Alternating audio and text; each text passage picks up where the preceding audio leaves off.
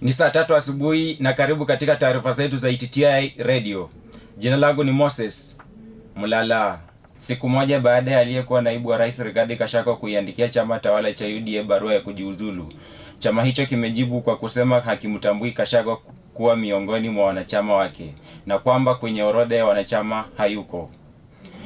Kupitia kwenye taarifa iliyotiwa saini na katibu mkuu Hassan Omar, ambaye pia ni mbunge wa Afrika Mashariki, UDA inasema baada ya kukabiliwa na tuhuma za matumizi mabaya ya ofisi na kubanduliwa, ilichukua hatua ya kumuondoa kwenye wadhifa wa naibu kiongozi wa chama, na katika kufanya hivyo pia alipoteza wanachama, na kwamba kutokana na hayo hawezi kujiuzulu chamani kwa kuwa hajawa mwanachama tangu wakati huo, akisema kimegeuka kuwa chama cha udanganyifu.